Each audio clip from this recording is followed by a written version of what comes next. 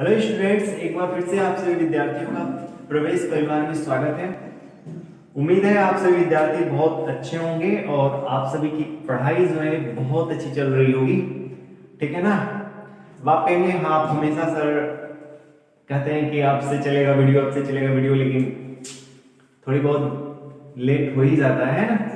तो जैसा कि स्टूडेंट्स, जैसा कि ऑनलाइन विद्यार्थियों के लिए हम हमेशा तत्पर रहते हैं, कुछ ना कुछ हमेशा करते रहते हैं। आपसे विद्यार्थियों को जो भी आपकी पढ़ाई में जितनी भी सरलता हो सकती है उसके लिए मैं जितना मेहनत करता हूँ, सिमिलरली स्टूडेंट्स, मैं जो ऑफलाइन क्लासेस में बच्चे हैं उन विद्यार्थियों के लिए भी काम करना पड़ता है। और उन विद्यार्थियों के लिए, स्पेशली स्कूली बच्चों के लिए, स्कूली बच्चों में जो बोर्ड क्लासेस के बच्चे होते हैं, 10th एंड 12th क्लास के विद्यार्थी होते हैं, उन विद्यार्थियों के लिए प्रवेश परिवार ने एक नई पहल की शुरुआत की है। और उससे संबंधित जो भी जानकारी है, अगर आप सभी संबंधित कोई स्टूडेंट्स हैं तो मैं आपको कहूंगा, स्पेशली वो लोग जो कि मऊ में है, ठीक है ना, तो वैसे लोग चाहें तो अन्य स्टूडेंट्स को जानकारी दे सकते हैं, क्योंकि ऑफलाइन क्लासेस में 10th एंड 12th क्लास के विद्यार्थियों के लिए एक बहुत ही अच्छी पहल की शुरुआत करी गई है। स्टूडेंट्स, केवल 2 महीनों में मात्र 250 रुपए में जो है बच्चों को बोर्ड की तैयारी कराई जाएगी और कंप्लीट सिलेबस कराया जाएंगे वहां से, ताकि विद्यार्थी जो है रिजल्ट अपना 2023 का जो एग्जाम है उसमें अपने रिजल्ट को बहुत अच्छा कर पाए। इस वजह से स्टूडेंट्स थोड़ी सी व्यस्तता चल रही थी और अब जो है लगभग व्यस्तता समाप्त हो चुकी है और अब से जो है आपकी वीडियोस जो है बहुत अच्छी तरीके से चलेंगी। और अब हम लोग एक नए उत्साह व उमंग के साथ जो है अब से अपना नया chapter square and square root, वर्ग एंड वर्गमूल जो है हम लोग बहुत अच्छी तरीके से कवर करेंगे। जैसा कि स्टूडेंट्स आप जानते हो कि अभी तक जो है हम लोगों ने number system, LCM and HCF and fraction and decimal fraction, ये चार टॉपिक्स जो है हम लोगों ने बहुत अच्छी तरीके से कवर कर लिया है। और उम्मीद है जिन विद्यार्थियों ने इन टॉपिक्स को अच्छी तरीके से कवर किया है उन्हें किसी भी तरह की कोई भी प्रॉब्लम नहीं होगी। फिर भी अगर आपको किसी भी तरह का कोई डाउट है स्टूडेंट्स, तो आप जो है कमेंट वगैरह करके हमेशा बताते रहिए कि हाँ कहाँ किस तरह की आपको प्रॉब्लम आ रही है। चलिए स्टूडेंट्स, बातें आपसे होती रहेंगी, ठीक है। और हम लोग जो है अपना एक नया अध्याय वर्ग एंड वर्गमूल को स्टार्ट करते हैं, जो कि बहुत इंटरेस्टिंग टॉपिक है स्टूडेंट्स। और अगर इसको आप सही से कवर करते हैं, square and square root, cube and cube root, तो आपको बहुत जगह जो है आपको हेल्पफुल होगा। स्पेशली आपको कैलकुलेशन वगैरह में बहुत ज्यादा जो है ये आपको हेल्पफुल होता है। ओके स्टूडेंट्स, तो चलिए हम लोग स्टार्ट करते हैं स्क्वायर एंड स्क्वायर रूट, वर्ग एंड वर्गमूल। सबसे पहले स्टूडेंट्स चलिए आइए हम लोग हमारा जो चैप्टर है यानी जो टॉपिक है, देखिए वर्ग व वर्गमूल, वर्ग व वर्गमूल, जिसको आप बोलते हो स्टूडेंट्स, क्या बोलते हो? Square and square root. ठीक है स्टूडेंट्स, वर्ग व वर्गमूल। अब आइए स्टूडेंट्स हम लोग सबसे पहले समझेंगे कि वर्ग होता क्या है।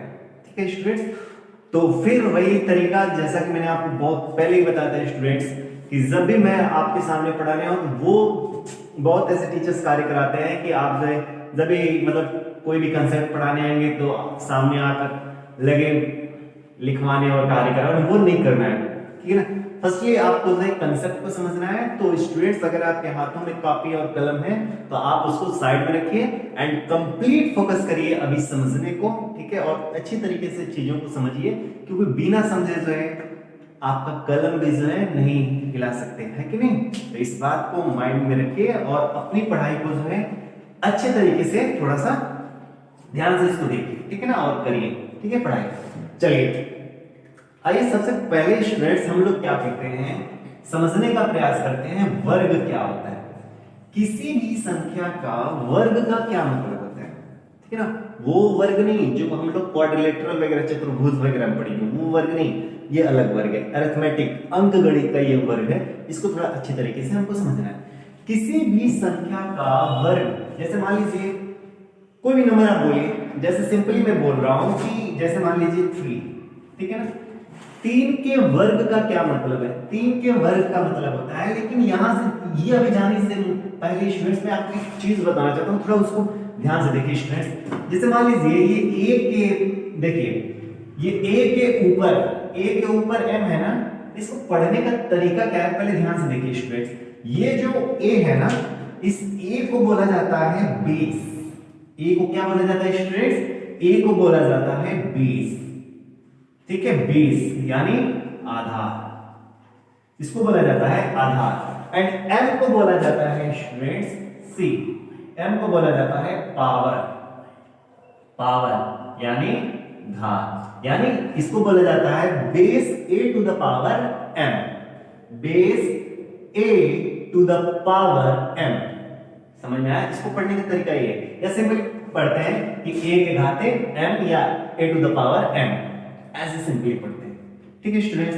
अब ध्यान से देखिए, यदि ये m जो है आप समझ सकते हो, ठीक है ना, इसको m को और a को तो आप समझते हो ना, m कुछ भी हो सकता है, m कुछ भी हो सकता है, प्लस माइनस कुछ भी हो सकता है, इसमें कोई ऐतराज नहीं है, ठीक है ना। अब आइए स्टूडेंट्स हम लोग समझने का प्रयास करते हैं। ये तो समझ गए ना, ये बेस और ये पावर m है, ठीक है। अब आइए हम लोग अच्छी तरीके से समझते हैं। यदि किसी भी संख्या की पावर 2 हो जाए, सिंपली समझने का प्रयास करिए। ये तो समझ में आया ना, बेस मतलब यहाँ पे बेस क्या है 3 और पावर क्या है 2, ठीक है।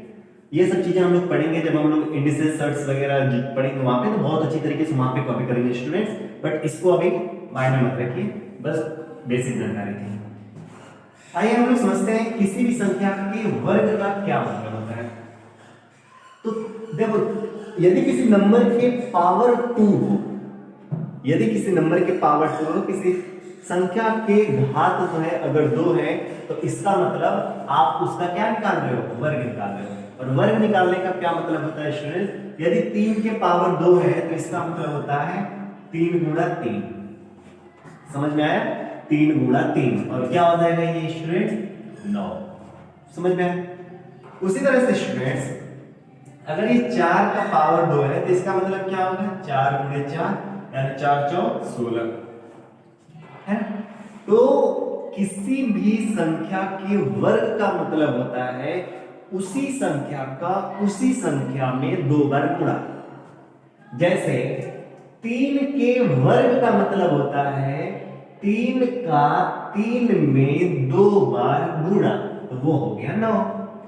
4 के वर्ग का मतलब होता है, अगर पावर 2 तो वर्ग बोलते हैं, ठीक है ना। 4 के पावर यदि 2 है, यानी 4 का वर्ग अगर आपसे पूछे स्टूडेंट्स, तो 4 के वर्ग का मतलब होता है कि 4 का 4 में 2 बार गुणा, तो ये आपका हो गया 16, है ना। सिमिलरली स्टूडेंट्स, अगर आपको बोल दिया जाए 7 स्क्वायर, 7 स्क्वायर मतलब 7 का वर्ग, 7 का वर्ग, और 7 का वर्ग का क्या मतलब हो जाएगा? 7 into 7 यानी 49। समझ में आ रहा है ना? 49। तो ये तो आप समझ में आ गया होगा कि किसी भी संख्या के वर्ग का क्या मतलब होता है।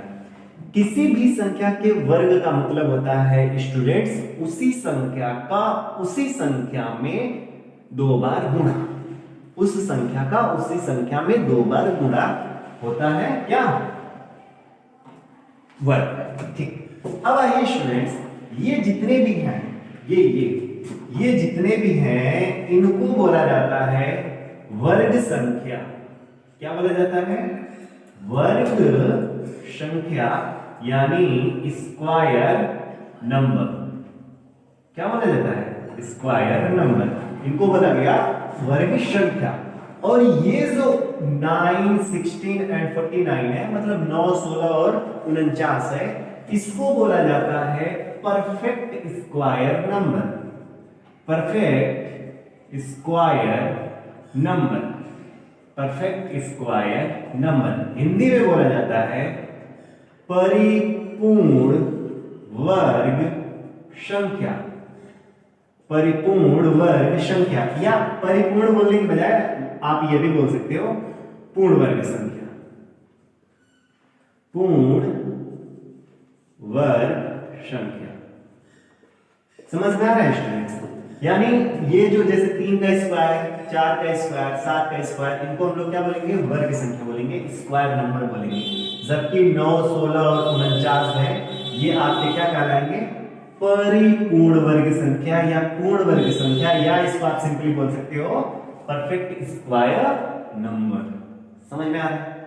तो उम्मीद है आपको समझ में आ गया होगा कि वर्ग जो है, वर्ग का क्या मतलब है, किसी भी संख्या के वर्ग का क्या अभिप्राय है, ये आपको बिल्कुल अच्छी तरीके से समझ में आ गया होगा, है ना। तो इसका आप चाहो तो स्क्रीनशॉट ले सकते हो, कोई दिक्कत नहीं है, ठीक है। अब आइए स्टूडेंट्स, अगर इतना चीज समझ में आ गया तो हम लोग देखिए कुछ चीजों को देखेंगे और उसको थोड़ा सा समझने का प्रयास करेंगे। मैं जल्दी जल्दी आपके सामने कुछ चीजें लिखने जा रहा हूं, उसको थोड़ा ध्यान से देखिएगा। जैसा कि स्टूडेंट्स आप जानते हो, ठीक है ना, नहीं भी जानते हो तो देख लो, ठीक है ना। मैं तो यही मान के चला हूं कि आपको नहीं कुछ पता है, ये तो पता होगा ना।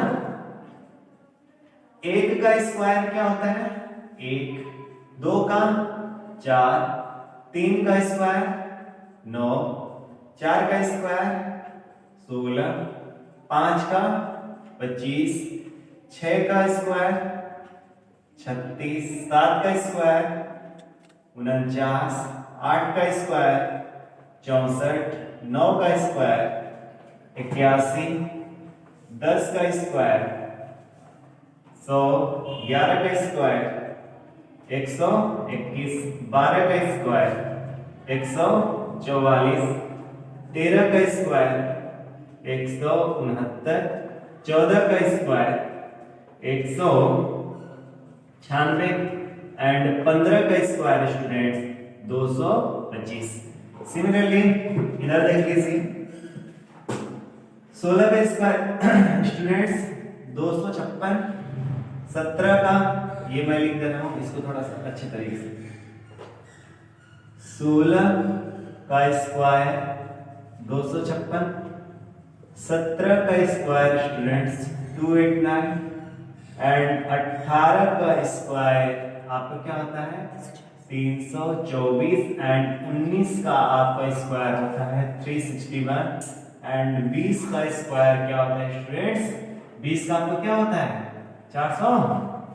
नेक्स्ट अब देखिए 21 का स्क्वायर क्या होता है 441, 22 का 21 का 441, 22 का 484, 23 का अगर जाएंगे तो 529 एंड 24 का स्क्वायर जाएंगे तो 576 एंड 25 का स्क्वायर जाएंगे तो 625, 26 का स्क्वायर अगर जाएंगे तो 676, 27 का स्क्वायर अगर आप जाएंगे तो 729, 28 का स्क्वायर अगर जाएंगे तो 784 एंड 29 का स्क्वायर अगर आप जाएंगे तो 841 एंड 30 का स्क्वायर जाएंगे तो 900, है ना। अब इतना जो है आपको जनरली याद रहना चाहिए, ठीक है ना, इतना तो जनरली याद रहना चाहिए। आपने देखा होगा मेरा जो भी स्पीड है, मैंने बहुत तेजी से जल्दी जल्दी इसको लिख लिया, ठीक है। अब नहीं भी याद है कोई प्रॉब्लम नहीं है, ठीक है ना, मैं तो यहां तक कह रहा हूं नहीं भी याद है तो कोई प्रॉब्लम नहीं है, क्योंकि नहीं याद है तो मैं आपको कुछ ऐसे चीजें सिखाऊंगा, ठीक है ना, कुछ ऐसे तरीके बताऊंगा, मतलब यूं चुटकियों में जो है आप स्क्वायर निकालना सीख जाओगे, है ना, बहुत चुटकियों में आप करोगे काम, ठीक है। ये मैं इस वजह से लिख पाया हूं स्टूडेंट्स, ताकि मैं कुछ आपको चीजें दिखाने जा रहा हूं, ठीक है ना, इसको थोड़े से ध्यान से देखिएगा।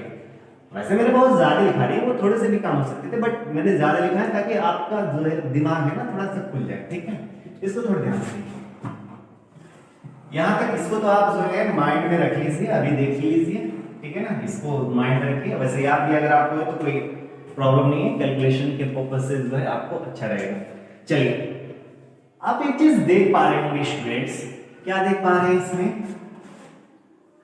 आप देख पा रहे होंगे कि जितने भी परफेक्ट स्क्वायर नंबर है, पूर्ण वर्ग संख्या है, पूर्ण वर्ग संख्या किसको बोला जाएगा, तो पूर्ण वर्ग संख्या ये इधर के जितने हैं, ये राइट साइड वाले, बराबर के राइट साइड वाले, यानी आरएचएस बोलते हो ना, राइट हैंड साइड, आरएचएस ये सभी क्या है, पूर्ण वर्ग संख्या है, जबकि एलएचएस वाले क्या है, वर्ग संख्या है, स्क्वायर नंबर है। अभी जस्ट मैंने बताया ना, अभी जस्ट मैंने बताया, क्या मैंने बताया, 3 स्क्वायर क्या होता है 9 होता है, तो ये आपका क्या कहलाएगा, स्क्वायर नंबर, एंड ये आपका क्या कहलाएगा, परफेक्ट स्क्वायर नंबर। अभी जस्ट मैंने बताया है ना, तो ये सभी क्या है, स्क्वायर नंबर, एंड ये सभी क्या है, ये राइट हैंड साइड वाले ये सभी आपके परफेक्ट स्क्वायर नंबर है, यानी पूर्ण वर्ग संख्या है या परिपूर्ण वर्ग संख्या। ठीक है, एक चीज आप देख पा रहे होंगे स्टूडेंट्स, यहां क्या आप एक चीज देख पा रहे हैं, पहला पॉइंट, किसी भी पूर्ण वर्ग संख्या में आप देखिए क्या 2, 3, 7 और 8 इकाई स्थान पर है क्या? क्या किसी के भी इकाई स्थान पर हमको 2, 3, 7, 8 दिख रहा है क्या? जो भी पूर्ण वर्ग संख्या है स्टूडेंट्स, कहीं पर भी अगर 2, 3, 7, 8 दिखाई दे रहा है क्या? देख लीजिए, कहीं पर भी, पहले 2 ढूंढ लो, कहीं भी 2 दिखाई दे रहा है क्या? सी, कहीं नहीं, देख लो, कहीं भी 2 नहीं दिखाई दे रहा है। चलिए 3 दिखाई दे रहा है क्या? कहीं सी, देख लीजिए, कहीं भी 3 नहीं दिखाई दे रहा है, इधर इधर इधर देख लो, कहीं भी 3 नहीं। 7 देख लीजिए, 7 भी नहीं दिखाई दे रहा है। हाँ, एंड 8 देख लीजिए, 8 भी नहीं। इसका मतलब क्या है स्टूडेंट्स? इसका मतलब ये है कि जब भी कोई संख्या पूर्ण वर्ग होगी ना, यदि कोई पूर्ण वर्ग संख्या है तो पूर्ण वर्ग संख्या का इकाई अंक जो है कभी भी 2, 3, 7, 8 नहीं हो सकता। या सिंपली मतलब ये जानने का क्या मतलब है? ये जानने का मतलब ये है स्टूडेंट्स, यदि मान लीजिए आपको दे दिया गया 8, 6, 4, 2, 3, 5, 7, या सिंपली चलो मैं दे देता हूं 8, है ना? इतना बड़ा नंबर दे दिया गया और बोला क्या, चेक करके बताओ क्या ये एक पूर्ण वर्ग संख्या है ना? क्या ये एक पूर्ण वर्ग संख्या है? बताइए। तो आप डेफिनेटली बता सकते हो। क्यों? क्योंकि आपको पता है कि पूर्ण वर्ग संख्या के यूनिट प्लेस पे, इकाई स्थान पर क्या नहीं हो सकता? 8 नहीं हो सकता। यहां पे तो 8 है ना, यहीं से एकदम तुरंत कहिए ये पूर्ण वर्ग संख्या नहीं है। तो इन सब चीजों में ये हेल्पफुल होता है, दैट इज व्हाई हम लोग जो है इसको जानने का प्रयास कर रहे हैं। समझ में आ रहा है ना? इसी वजह से इन सब चीजों को हम लोग जानने का प्रयास कर रहे हैं। देखकर यूं बता सकते हैं कि हाँ ये जो है पूर्ण वर्ग संख्या नहीं है। यानी किसी भी संख्या के यूनिट प्लेस पे अगर 2, 3, 7, 8 अगर आ जाता है तो डेफिनेटली स्टूडेंट्स वो एक पूर्ण वर्ग संख्या नहीं होगी। समझ में आया? अब आप कहेंगे तो सर इसका मतलब कि इनको छोड़कर, है ना, इनको छोड़कर यानी 2, 3, 7, 8 को छोड़कर हमारे पास कौन कौन से डिजिट्स बच रहे हैं? कौन कौन से डिजिट्स बच रहे हैं? कौन कौन से डिजिट्स बच रहे हैं स्टूडेंट्स? तो आप कहेंगे कि सर 0 बच रहा है, 1 बच रहा है, फिर आपका 4, 5, 6 एंड 9 ये बच रहे हैं, है कि नहीं? आप कहेंगे सर ये बच रहे हैं। इसका मतलब सर आपने अभी जस्ट बताया कि किसी भी पूर्ण वर्ग संख्या के यूनिट प्लेस पे ये नहीं हो सकते, ये अंक नहीं आ सकते। तो इसका मतलब ये कि किसी भी पूर्ण वर्ग संख्या के यूनिट प्लेस पे ये सभी होंगे क्या? यानी जिस भी संख्या के यूनिट प्लेस पे अगर ये होंगे तो क्या वो पूर्ण वर्ग होंगे क्या? सर आप ये कहना चाह रहे हैं, बताइए। अब आपके माइंड में ये कि हाँ सर यहां पे तो ऐसे ही था, मतलब जब ये रहेगा तो नहीं है, तो ये रहेगा तो होगा। तो ये तो बात सही है स्टूडेंट, होगा। जो भी पूर्ण वर्ग संख्या होती है, उसके यूनिट प्लेस पे स्टूडेंट आपको यही अंक जो है दिखाई देंगे, लेकिन ये जरूरी नहीं है। फिर से सुनिए स्टूडेंट, मैंने क्या कहा, जो भी पूर्ण वर्ग संख्या होगी उसके यूनिट प्लेस पे ये अंक होंगे, ये एकदम कंफर्म है। बट ये जरूरी नहीं है कि जिस भी संख्या के यूनिट प्लेस पे अगर ये अंक होंगे तो वो एक पूर्ण वर्ग संख्या होगी, ये जरूरी नहीं है। बात समझ में आ रही है ना? ये जरूरी नहीं है कि यदि किसी संख्या के यूनिट प्लेस पे ये अंक होंगे तो वो एक पूर्ण वर्ग संख्या होगी, ये जरूरी नहीं है। समझ में आया? लेकिन कंडीशन ये है कि जो भी पूर्ण वर्ग संख्या होगी उसके यूनिट प्लेस पे ये होगा। कंफ्यूज हो रहे हो ना? मेरे को लग रहा है कि तुम कंफ्यूज हो रहे हो। फिर से सुनो स्टूडेंट्स, मैंने क्या बताया, मैंने ये बोला कि जब भी कोई पूर्ण वर्ग संख्या होगी ना, जब भी कोई पूर्ण वर्ग संख्या होगी तो उसके यूनिट प्लेस पे ये जरूर होगा, है ना। पर ये जरूरी नहीं है ना, ये जरूरी नहीं है कि यदि किसी संख्या के यूनिट प्लेस पे ये है तो वो पूर्ण वर्ग ही हो, वो पूर्ण वर्ग नहीं भी हो सकती है। जैसे जैसे आप देखो स्टूडेंट, ये 10 के यूनिट प्लेस पे क्या है, इकाई अंक पे क्या है, 0 है, तो 0 है तो क्या वो पूर्ण वर्ग है? नहीं है, पूर्ण वर्ग नहीं है, नहीं है। कहां है? अरे आप 11 ले लो, यूनिट प्लेस पे क्या है, 1, तो 1 होने से हो जाना चाहिए, बट ऐसा तो नहीं, ये भी नहीं है। 14 ले लो, ये पूर्ण वर्ग है क्या? नहीं, ये भी नहीं है क्या? नहीं है। चलो आप 15 ले लो, यहीं पे ले लो, 15 पूर्ण वर्ग है क्या? नहीं है।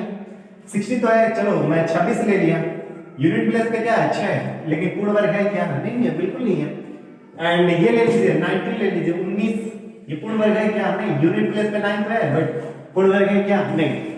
यानी यदि किसी संख्या के यूनिट प्लेस पे ये है तो जरूरी नहीं है कि वो पूर्ण वर्ग होगी, बट ये बात बिल्कुल सही है कि यदि कोई संख्या पूर्ण वर्ग है तो उसकी यूनिट प्लेस पे ये संख्याएं होंगी।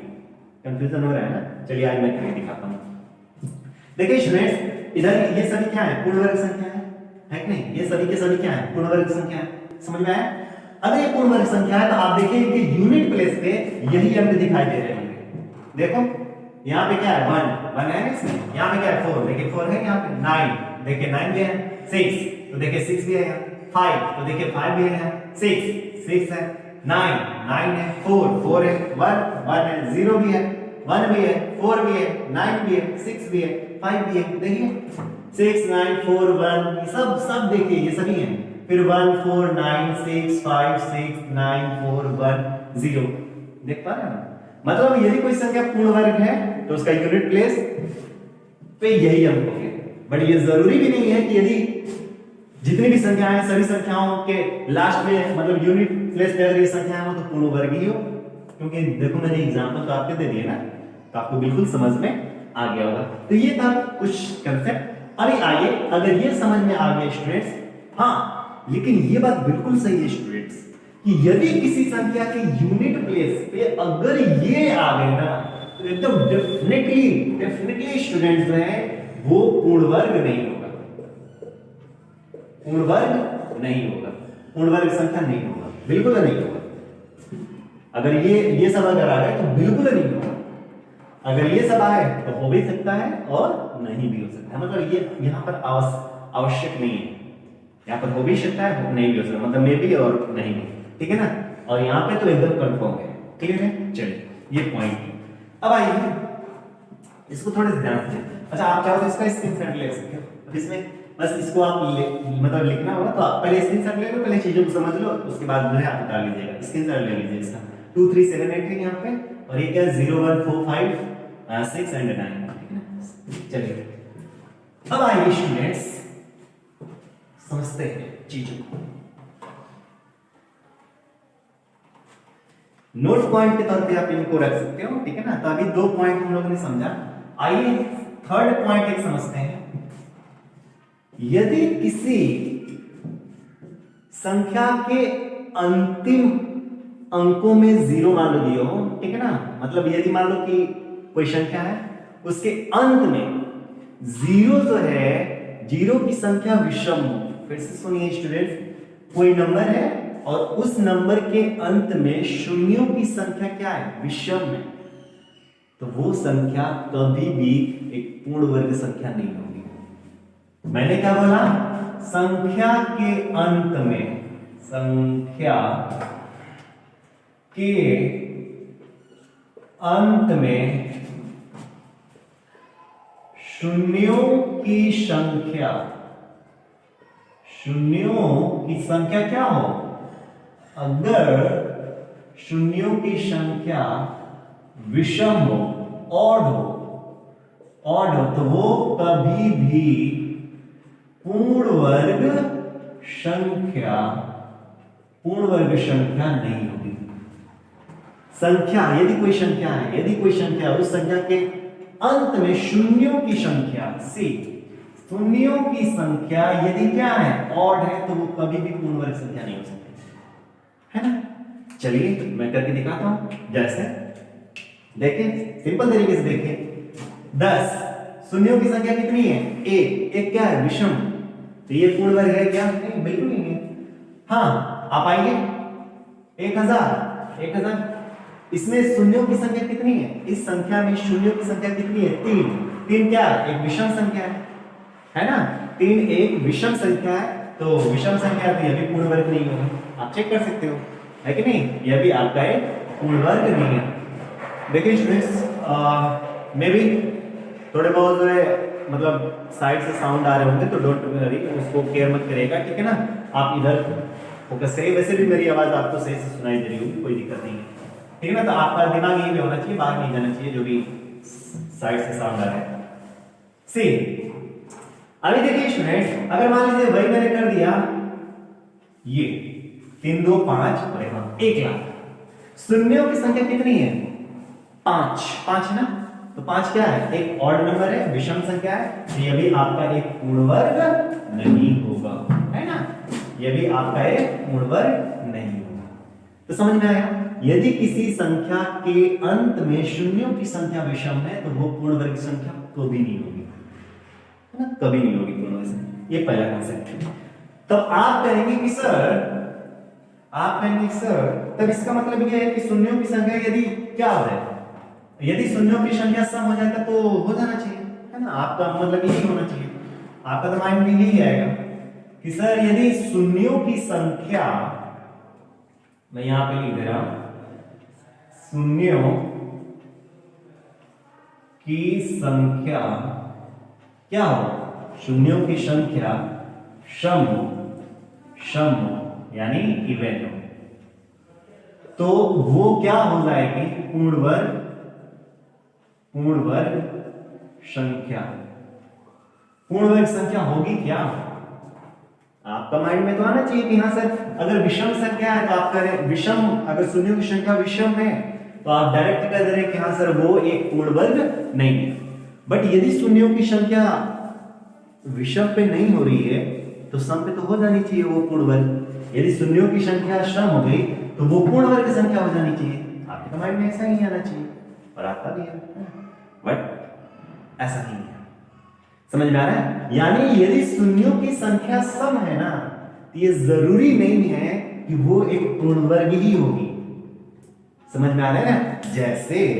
जैसे स्टूडेंट्स ध्यान से देखिए, 200 देखिए अंत में शून्यों की संख्या कितनी है? 2, और 2 क्या है? एक इवन नंबर है। बट क्या 200 एक पूर्ण वर्ग है क्या? नहीं, 200 पूर्ण वर्ग नहीं है। अरे भाई 200 किसी का स्क्वायर है क्या? है ही नहीं, तो 200 पूर्ण वर्ग नहीं है। आप 300 भी ले लीजिए, 300 लीजिए, 300 है क्या? नहीं है ही नहीं, है ना? आप ऐसे कर सकते हैं। इवन आप अन्य चीजें भी ले सकते हैं, जैसे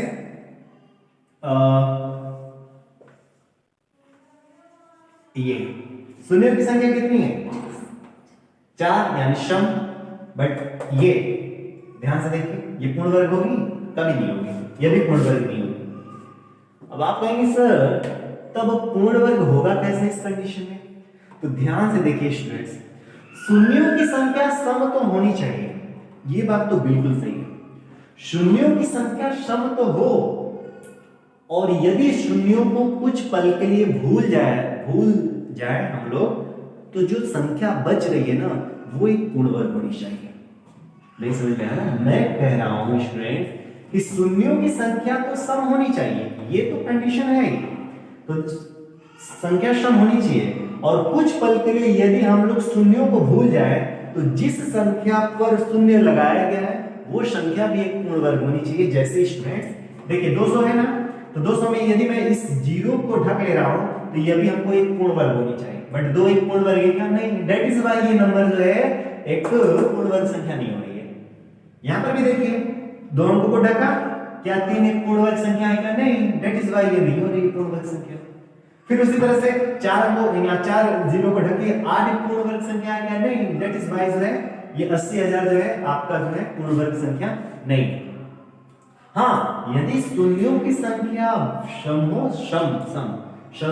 की संख्या सम हो और बची हुई जो संख्या है जिसपे शून्य लगाए गए हैं वो भी एक पूर्ण वर्ग हो, देन जो है पूरी की पूरी संख्या क्या हो जाएगी, देन जो है पूरी की पूरी संख्या स्टूडेंट्स आपकी हो जाएगी पूर्ण वर्ग संख्या। जैसे जैसे देखिए स्टूडेंट्स, ध्यान से देखिए, ये बहुत बेसिक कंसेप्ट है स्टूडेंट्स, आप जानोगे तो बेहतर रहता है।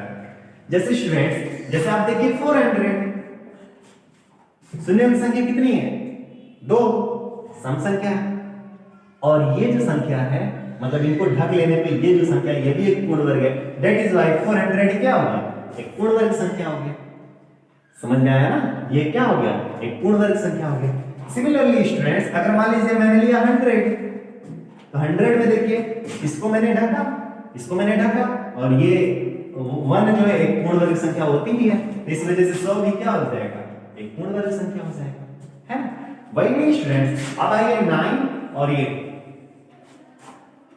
तो देखिए 4 है ना शून्यों की संख्या, तो सम हुई, और पहली बात इनको अगर मैंने ढका तो 9 एक पूर्ण वर्ग संख्या है ना, हाँ, तो 9 जो है अगर एक पूर्ण वर्ग संख्या है तो आप कहोगे कि ये पूरी की पूरी संख्या क्या है, एक पूर्ण वर्ग संख्या है। बात समझ में आ रही है ना। तो ये सब चीजें जो थी आपके वर्ग एंड वर्गमूल, अभी वर्गमूल का तो कोई कंसेप्ट ही नहीं है, ठीक है ना। तो वर्ग से संबंधित जितनी भी ये थोड़ी बेसिक कंसेप्ट है स्टूडेंट्स मैंने समझाया, और इसको आप चाहे तो याद रख सकते हैं, नहीं याद रखना चाहते तो कोई दिक्कत नहीं है स्टूडेंट्स। बट नेक्स्ट जो भी वीडियो आएगा वर्ग एंड वर्गमूल से संबंधित स्टूडेंट्स, उसमें जो है हम लोग बहुत मतलब मजेदार कंसेप्ट सीखने जाएंगे, ठीक है ना, बहुत मजेदार कंसेप्ट सीखेंगे, और वर्ग कैसे किसी संख्या का निकालते हैं यूं देखना है और यूं करना है हम लोग स्टूडेंट्स। मतलब मैं बता दूं स्टूडेंट्स, तो हम लोग को जो है लगभग जो है 125 तक की संख्याओं का यूं वर्ग निकालना जो है यूं आप कर जाओगे। अब वही नहीं, वो तो नेक्स्ट वीडियो में होगा, उसके नेक्स्ट वीडियो में जब हम लोग जाएंगे स्टूडेंट्स ना, तो आप जितना चाहो उतना सभी के जवाब चुटकियों में यूं निकालोगे, ठीक है ना। मतलब 3 अंकों की संख्या हो, 4 अंकों की हो, 5 अंकों की हो, और जितनी अंकों की संख्या हो आप इजिली जो है बस देखेंगे, यूं कैलकुलेशन करेंगे, केवल 125 तक ही नहीं आगे का भी करेंगे।